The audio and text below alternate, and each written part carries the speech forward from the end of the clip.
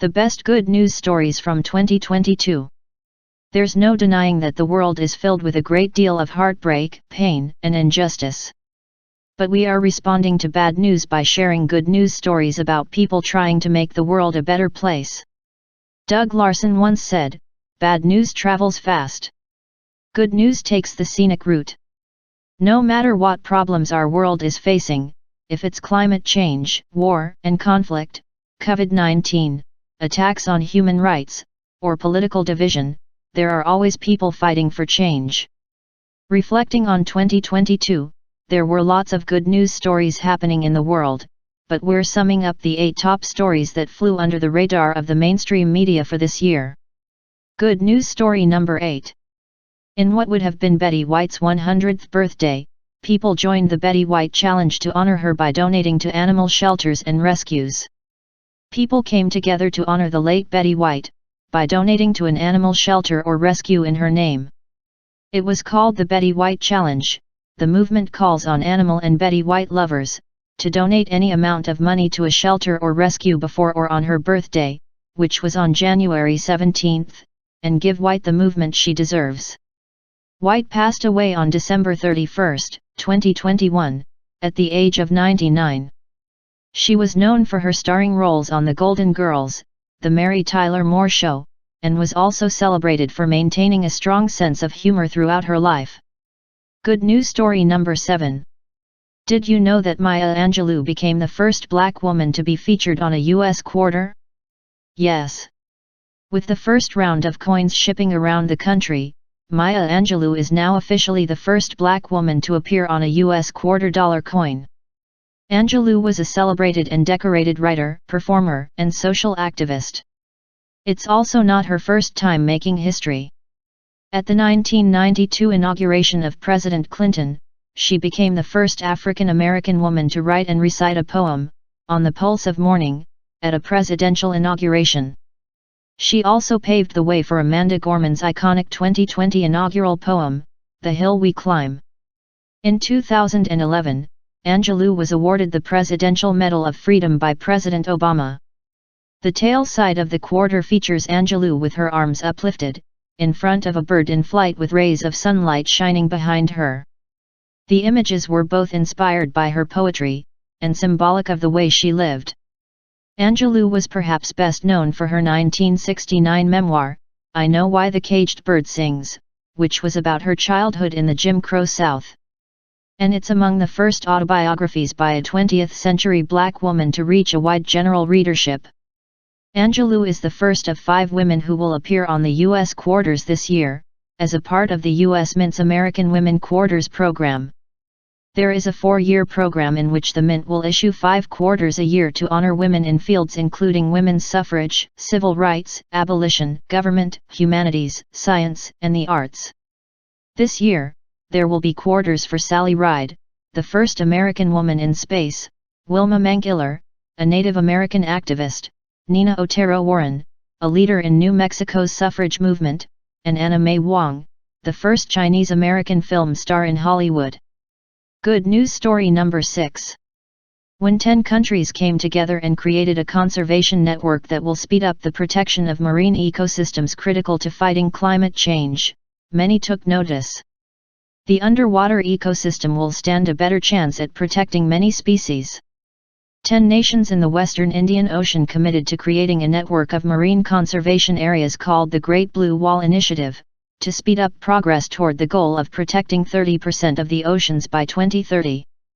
Currently, less than 10% of this region is protected, and a recent assessment highlighted the price of failure.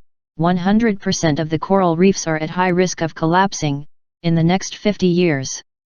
The focus of the initiative won't just be coral reefs, but also mangroves and seagrass meadows, which are lesser-known underwater ecosystems critical for carbon sequestration and oceanic biodiversity.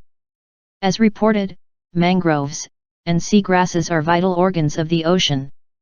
Like a human body, if you don't take care of those organs, the rest of the ocean will not survive. Even as overfishing and warming are already taking a massive toll on marine health, threats from oil and gas extraction are intensifying in this corner of the Indian Ocean.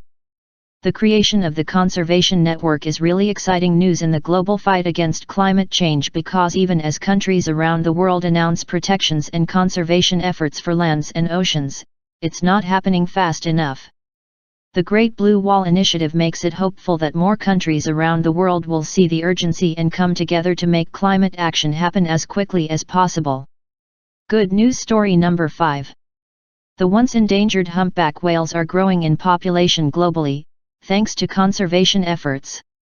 As we know, humpback whales were on the endangered species list, because they were almost entirely wiped out by commercial whaling in the 19th and early 20th centuries. The humpback whale was one of the first species to be federally protected under the Endangered Species Act and the Marine Mammal Protection Act in 1970. And due to amazing global conservation efforts, the humpback whale global population has rebounded from a low 10,000 to nearly 80,000 as of 2022. A number of humpback populations in some areas of the world are still listed as threatened, but the upward swing shows incredible promise for ongoing conservation efforts. Good news story number 4. 523 acres of California redwood forest were returned to a group of Native American tribes. Back in July of 2020, Save the Redwoods League purchased 523 acres of redwood forest in California, and officially transferred the ownership to a group of 10 Native American tribes. The Save the Redwoods League donated the land to the Intertribal Sinkyone Wilderness Council, which is a group of 10 Northern California tribal nations focused on environmental and cultural preservation. The forest will be renamed Tikledun, which means Fish Run Place in the Sinkyone language, as an act of cultural empowerment, and a celebration of indigenous resilience. The land was purchased for $3.55 million and was fully funded by Pacific Gas and Electric, which has been behind multiple wildfires in the region. PG&E also contributed a $1.13 million endowment to support ongoing stewardship of the area. Tikledun is home to ancient trees, including 200 acres of old-growth redwoods, important bodies of water, and a variety of endangered species. The League believes that the best way to permanently protect and heal the land is through tribal stewardship. It's an opportunity to restore balance in the ecosystem, and in the communities connected to it, while also accelerating the pace and scale of conserving California's iconic redwood forests. Good news story number 3. The world's largest floating wind farm will be built off the coast of the United Kingdom. Once completed, this floating wind farm will generate around 1 gigawatt of power, enough for around 927,400 homes in the UK, and will be called Blue Wind. This project is 20 times the size of the current largest floating wind farm in the world, Kincardine off the coast of Scotland. Floating wind farms are a new technology, and have a lot of benefits, including providing jobs in coastal communities. The turbines are rooted into the seabed, so the places they can be installed are limited to depths of 50 meters. Since floating farms are built on platforms anchored underwater, they can be installed in a wider range of locations, which is really good news, because around 80% of the potential offshore wind power capacity is estimated to be in much deeper waters.